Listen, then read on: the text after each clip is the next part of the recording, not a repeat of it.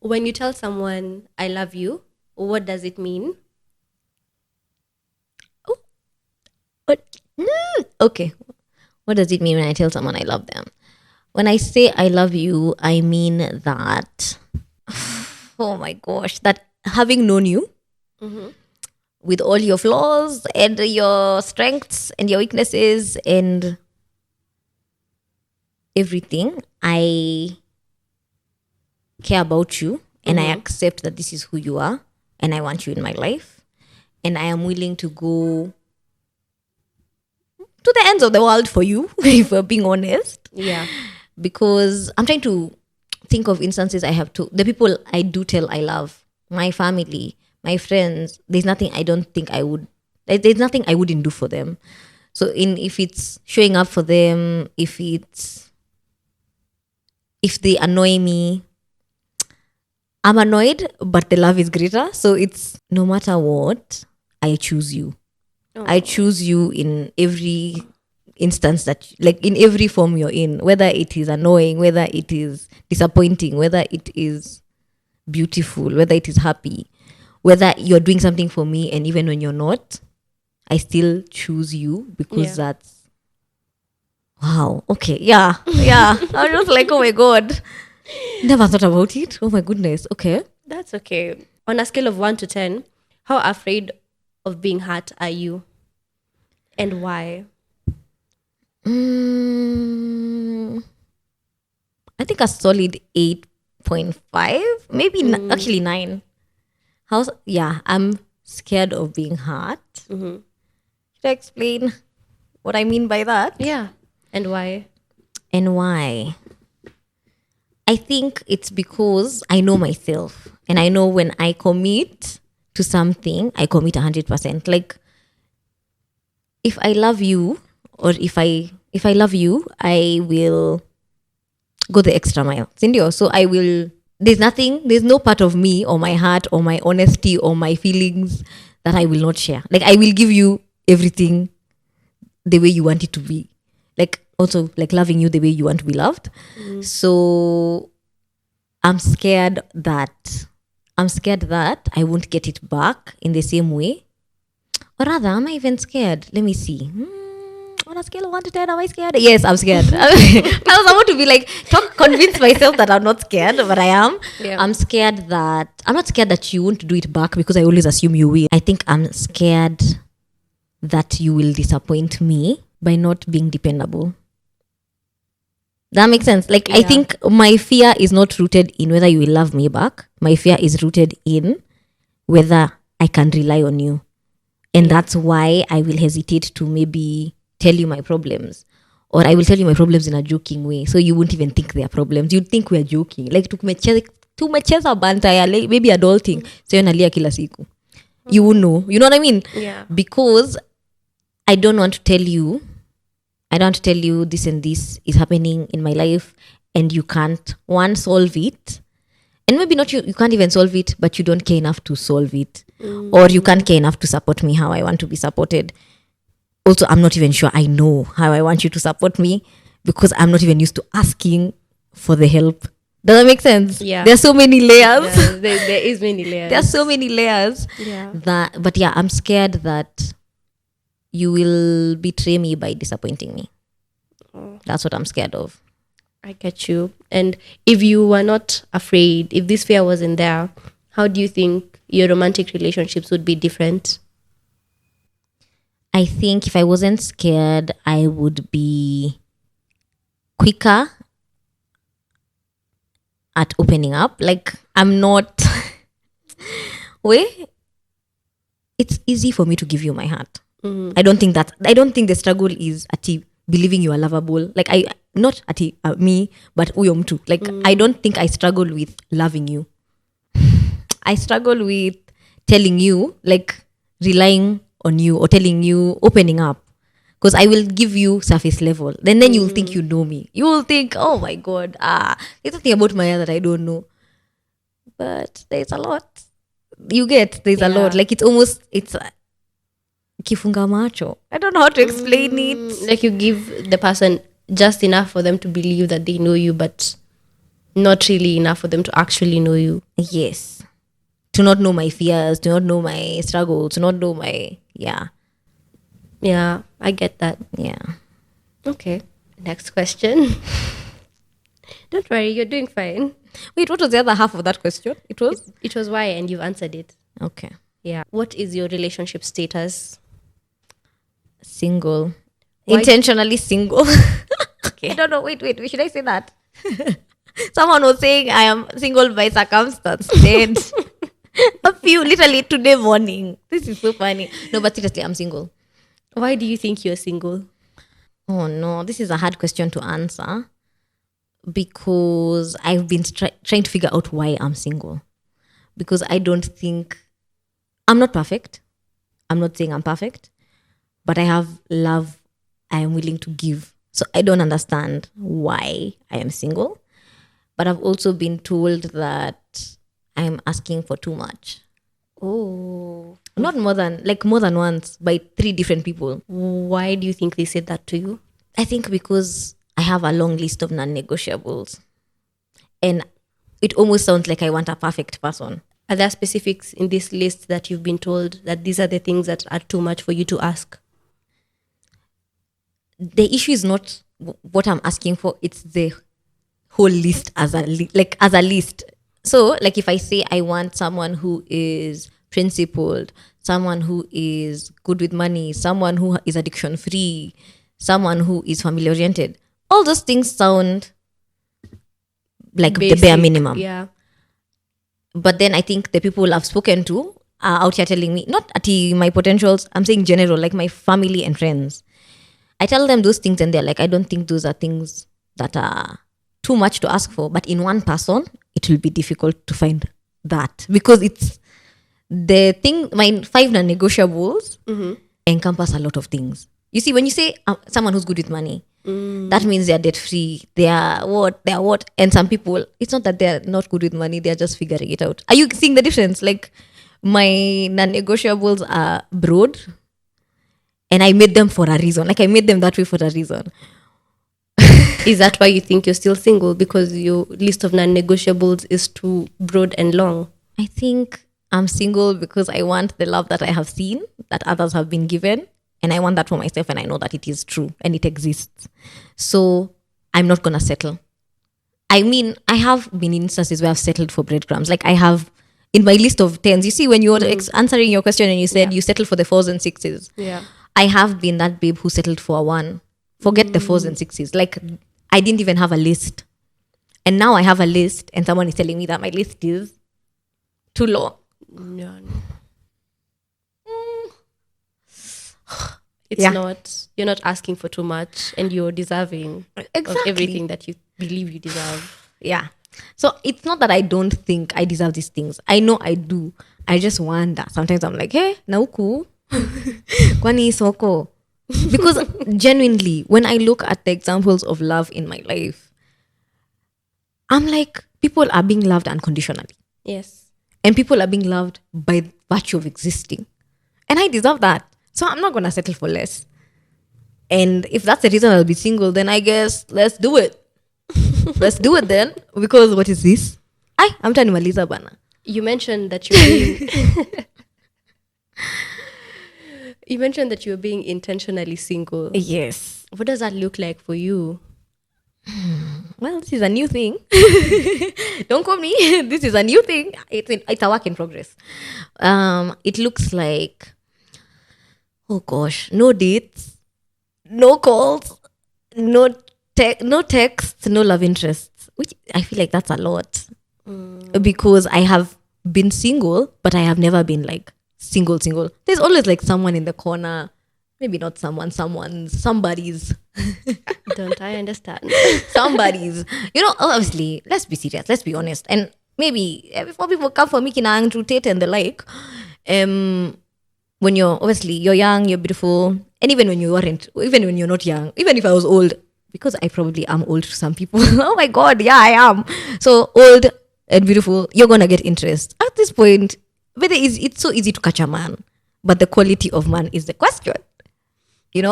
So I will have people who are moving to me, but are they worthy prospects? Do I want to be stuck in a situation with someone who can only receive my calls in the day? Do I want to be stuck with someone who is giving me bare minimum? Do I want to be stuck in a situation where I'm only getting sex? I can get that from a sex toy. You know what I mean? Like, yeah. So it's really. I've even lost my train of thought. What's the question? I was asking you about being intentionally single. Yeah. And how so that looks like for you. Yeah. So I enjoy the dates. I enjoy being taken out. I enjoy the getting to know someone. It's getting tiring. One. Like, if I go on one more date, guys, one more date, I'm fighting for my life. And then also going on the dates and realizing that we're all looking for things. You see, I have a list. I'm going on a date with someone with a list also. And they ask you serious questions or hard questions or easy questions. And you realize, have you identified those things in yourself? Like, why is it that you can't compromise? Why are the things that he's asking for too much for him to ask? And why is the things that you're asking for too much for you to ask? Why are you even asking for the things you're asking for? I think I just want to identify why I value the things I value. Like, why do I value dates? Why do I value flowers? Why do I value a man who talks to me kindly? Why do I value those things? And then when I ask for them, I know I am asking for them, and I know it's not rooted in social media because niliona. It's because those things truly make me feel loved. You know? Yeah. So that's why I'm doing this. Oh, that's lovely. I think it's been a really, I've seen you go through this journey. I've seen how hard it's been for you, and for you to even sit here and say this, I'm very proud of you. So next question. Let's talk attachment styles. What is yours, and how has it contributed to maybe the lack of success in the other relationships? I am okay, I did that test like last week. I am disorganized, fearful, avoidant. That's a lot. The disorganized. I don't even know what the disorganized part means. Don't quote me. I don't know. Read. But the avoidant I've always known. I think I know what I want. Let me not say I know 100%, but I think I know what I want. And I will, if you do me wrong, I will confront you about it. Like, I will communicate, but it's not always. Sometimes I will just avoid it. And a lot of the times I will avoid it. Sometimes I will avoid the elephant in the room. I know someone is bad for me, but one thing about me, bad boxing. Niko hivi tu. I'm bad boxing that this person is bad for me because they are serving me in other ways. And it's not healthy. Even in my friendships, sometimes I'll avoid things because I don't want to address them, because I don't want things to be awkward. But I need to address them, because then that breeds resentment. Then I'm there looking at you and thinking, guy, kugumu. You know, then now people start doing threads like, this is when you started hating your boyfriend. You know what I mean? Like, I don't want to be that person. And now when I get to that point, I don't even hate you. I just check out. And when I check out, you're in this alone. Because I will love you 100 and you will notice when we're bound to 0. When I'm done complaining about the things I want you to do for me, or not even the things I want you to do for me, but how I want my needs met, tumemalizana, but it's a wrap. Okay. Yeah. How do you think, I don't know if you've answered how this has affected or my relationships? The lack of success in the other relationships. I think it's affected because, okay, now if I tell you, if I'm in a relationship with maybe Ngina, and I say, I would really appreciate if we spent more time together, and then you don't do it, like you're not intentional, and you don't do anything about it, I'll be like, okay, I'll mention it once, twice. Then at that point, I'm just like, okay. Then we'll continue this relationship for a year plus. Ooh. Because we're avoiding it because I'm not ready to be single. Do you know how problematic that is? Because why are we wasting each other's time? Yeah. And there's nothing worse. And I think I've been in situations where I have ended up in relationships that are convenient. Not even for me, for the other person. Because I was avoiding to talk about it. Like, I was avoiding to address, is it that you don't love me? Is it that, you know what I mean? Like, why are you behaving the way you're behaving? And also seeing it as it is. Yeah. Seeing it for what it is. So yeah, I think it has sabotaged my relationships in many ways. Yeah. So my next question is, how do you think your definition of masculinity has contributed to you picking or dating men that are not suitable for you? Honestly, I don't even think I had a thing in my head about what masculinity was. And maybe that was the reason my relationships failed. You have nowhere to start. I was in relationships with people who would probably make great friends because they've ended up being my friends eventually, actually.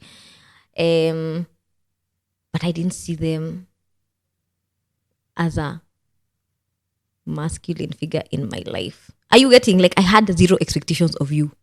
Ulikuwa ukuje venye uko. Yani, hata I have not set any expectations for myself. And then I get there and I'm dissatisfied because my needs are not being met, but I've not even set the standard. Are you getting, like, someone can't meet a standard that you've not set. That's true. Because you don't even know what you want. So I think I've not been successful because I was in my masculine energy. I was doing everything for me. And that's obviously not in an adult kind of way. I mean in a every way. Like, I'm not telling you my emotional needs. I'm not telling you anything. Najibeba, I'm in this relationship alone.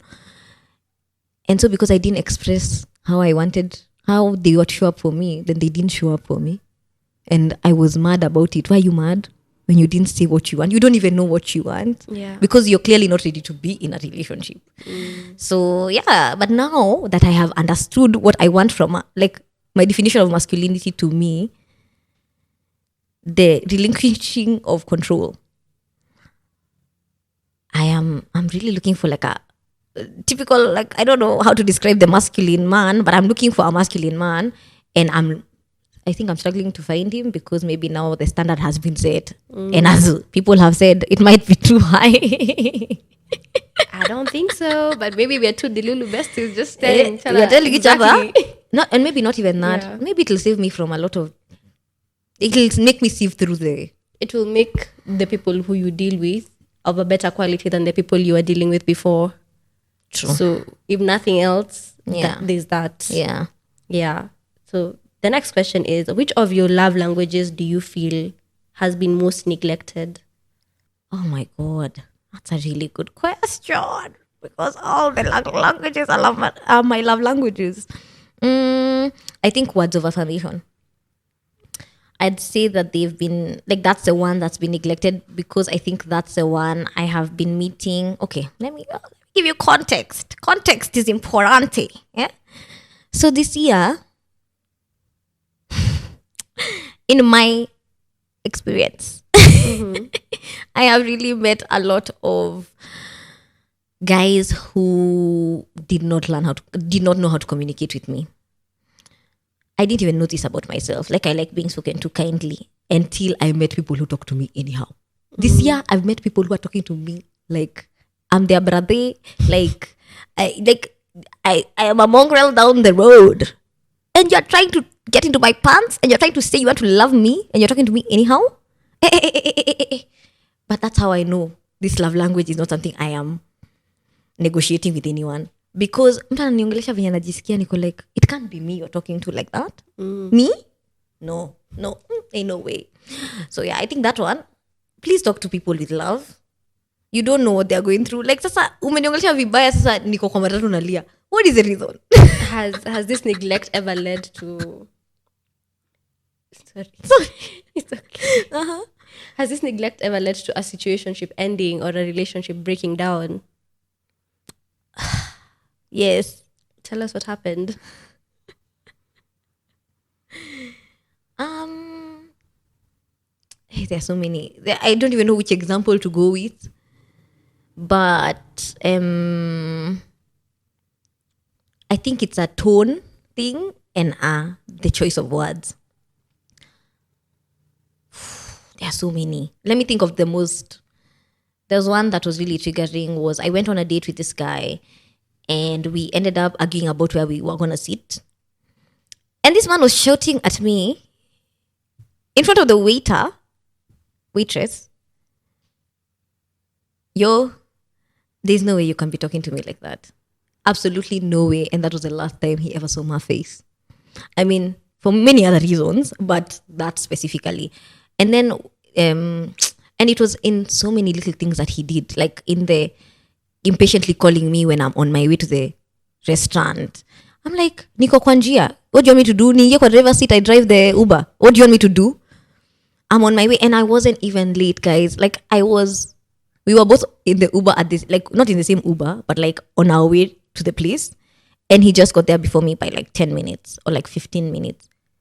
The entire time before, as he left his house towards the venue, he called me every 10 minutes. Baka my Uber driver, because we were on Thika Road and I don't know places on Thika Road like that. So I keep asking, tuko wapi? So that I tell him. He called me like 5 times on my way to this date for him to shout at me at the date because I don't want to sit where he wants me to sit. As in, like, are you mad? That one for me was it. I'm just like, who raised you? No. So now I'm just like, eh.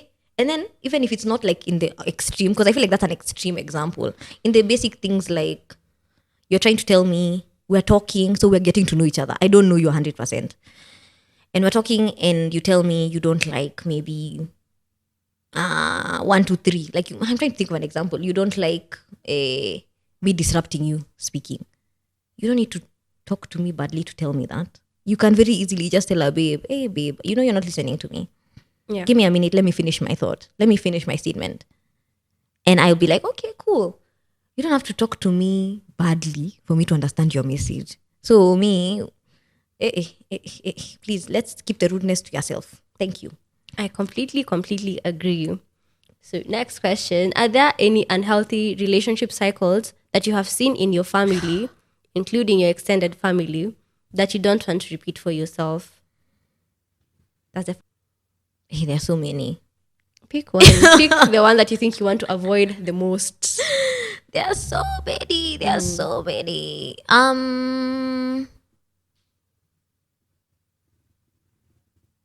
I think the one I'm trying to avoid is refusing to grow. Like, there are a lot of instances, and everyone you think I am, what is it called? I am a animated character. Like, I am out there. My emotions are like, I am a very animated person. And people in my family are characters. Let me tell you, everyone is a funny person, and it's beautiful to see. Like, they're good narrators, they're funny, they're lovable. They also have extremes. You know, kuna positives, kuna negatives. But the thing I don't like about, and I notice this as a whole, I'm not speaking about at one particular individual in my family. So many people in my family are like this. They're not willing to change the things about them. Like, if it's a stubbornness trait, that's who I am. Deal with it. If it's talking badly, that's who I am. Deal with it. If it's I don't listen to advice, I know what I'm doing. That's one thing I don't want. I don't want to be a person who has a toxic trait that I acknowledge but don't care to change, because that's just who I am. You can't change the spots of an old dog, or I don't want that. That's the one thing. Because now we've gotten to a point where we all accept each other the way we are, but it's like, at what cost? How has this affected them in their relationships? People have decided to accept them the way they are, but I think it's... You see, I'm doing it because you're family. But that's not how everyone else will perceive you. Like, your friends can walk out on you. Like, see must. And even with your family, I will accept you to the extent that I am in your presence, not because I want to. Does that make sense? Yeah. And why do you want to be loved? Why do you want people to avoid you? You want people to love you fully. You get, like, me, I don't want my kids to look at me and be like, I'm only near mom because it's Christmas. Does that make sense? I don't want my partner to be thinking, I can't take her anywhere because she'll say something chaotic. Does that make sense? Yeah. You can be chaotic in a good way. It doesn't have to be chaotic offensive. Does that make sense? Yes. So I think it's affected, and it's also affected now me. Because nowadays, I think I don't even judge my friends. They'll say something and I'll accept it, but I don't like it. Instead of just saying, I don't like this, you need to change it, or I'm not going to be your friend.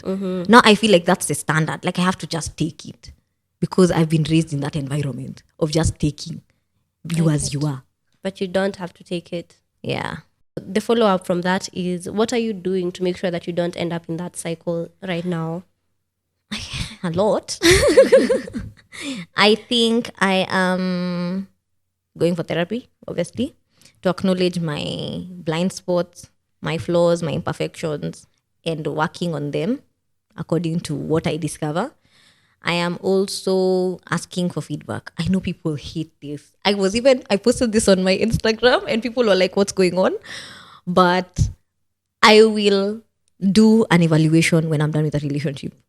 The tip, like, we'll sit down and I'll be like, okay, so we went through this relationship and I love you and I loved you dearly. I maybe not love you the same way I loved you at the beginning, obviously, because people fall out of love, not fall out of love, but they realize that the situation is worse, is more toxic than beneficial. Sindio? But I'll sit down with an ex and I'll ask, okay, so what did you love most about this relationship? What did you love most about me? What did you fall in love with? What did you hate most about me? Maybe not hate, but you get. And then are there moments that you felt unloved and why did you feel that way? Is there something I did? So we addressed like the things. And then at the end, of course, the problem with such conversations is you feel like you should get back together, but you already know it's not going to work. So you have this conversation. And now when I move forward, I know I'm never going to talk to my... Okay, like an example, Niambi, where I spoke badly to my boyfriend, my ex-boyfriend. I know moving forward, I'll be careful with my words because I love my partner. I don't want my partner to ever feel like I'm rude or, you know what I mean? Like, it's those things. Self-improvement is such a big thing for me. Yeah. Oh, I really, really, really love that. Speaking of self-improvement, what is your biggest takeaway now that you ask these questions to your people? What was your biggest takeaway from your last heartbreak?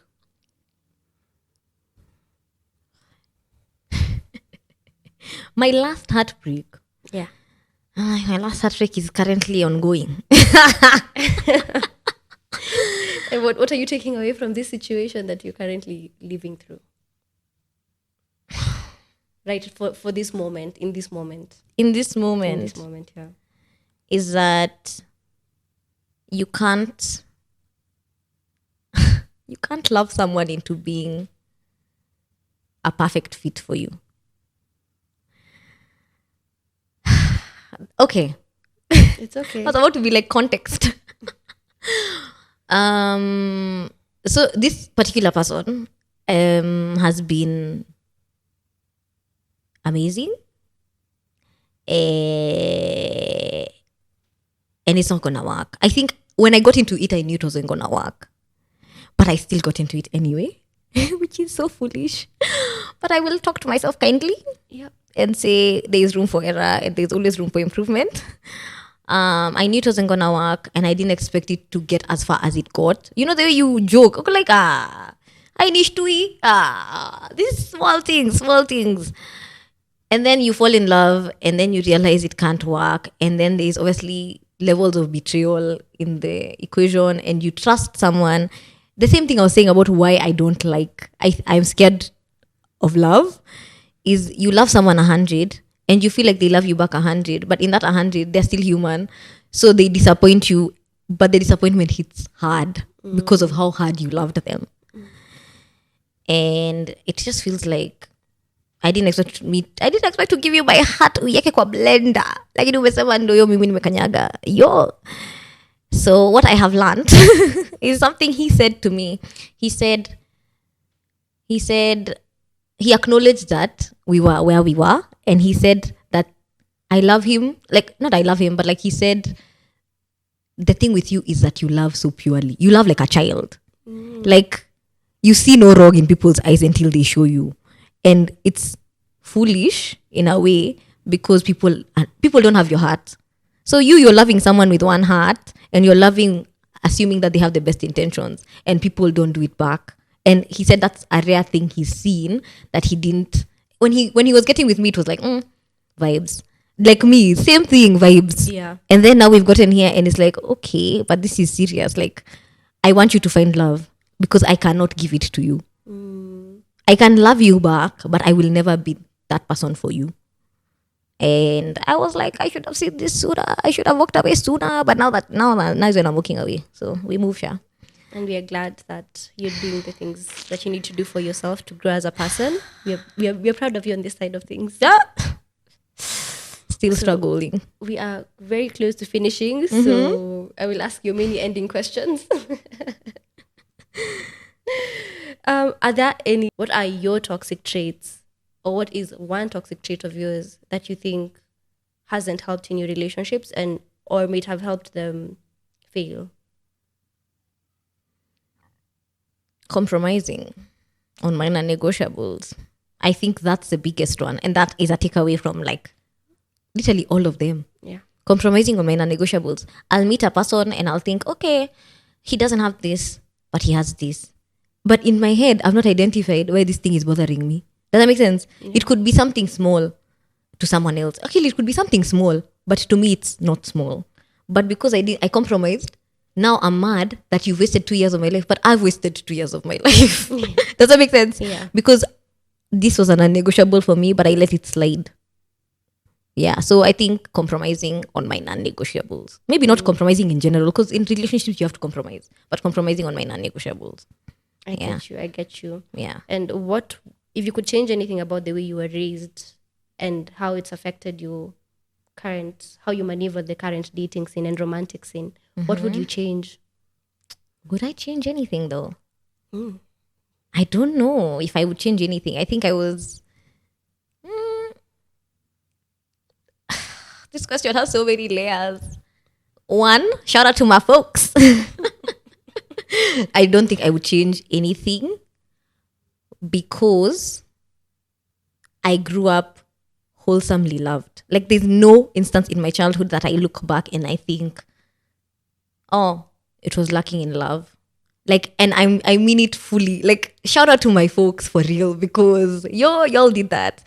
When it comes to the trips, and this sounds material. Let me just give you context. My parents celebrated my birthdays and they still do to date. And I'm a grown ass woman. Like we still go for birthday dinners. When it was going to vacations, we would say like we had a shout out to my girlfriend. There's a friend of mine, a childhood friend of mine who used to live next door and we became really close. So it was me, my sister and her were like Powerpuff Girls. And when we want to go for a trip, we know we'll go to Mombasa in December. And we're like, we want to go with person X. And my folks would be like, okay, we'll carry her. They talk to her mom and we go. Like, there's nothing under the sun that I asked my parents for that they did not provide. And in every way. And I remember talking to my grandma about this. And she said that when we moved in with her, she was like, these kids deserve love. And they need it fully 100%. And she gave it. So I think... because I have been loved wholesomely and fully is why I have a lot of love to give. And I feel like the way it affects my current relationships is because I don't understand why you don't have love to give me. Does that make sense? It's like in the abundance, you don't understand that there is scarcity. That other people are lacking. So you're pouring into others thinking they'll pour into you. Yeah. Aww, I think it's so beautiful It's so beautiful how you were raised and how you love. I see how the guy, when he said that you love like a child, like seeing no wrong, it's so true. Oh, and bless you. Yeah. So Maya, as we wind up, what do you think childhood Maya would think about how you're handling, especially the current heartbreak? Well... she'd be disappointed to be even in the heartbreak to begin with. Aki, it's not funny. Wait, serious. Yeah. I think baby Maya would be confused as to how we got here. Like I said, like raised in love, it's very difficult to understand the scarcity of it or the disappointment. So the disappointments hit you harder, sindio? So I think baby Maya would be impressed that I'm not falling apart. But she'd be proud of me for taking the necessary steps to keep baby Maya alive. Does that make sense? Like keep the loving, I'm consistently looking for something better than what was there before alive. So that's what she'd be proud of. She'd be proud that I never gave up. What do you think you can do differently to keep baby Maya proud of you, especially moving forward in your romantic situations? I think just do what I was doing before. Seek like therapy. There's seeking, like, intentionally try to be a better version of myself. Also this one, not compromise on my non-negotiables.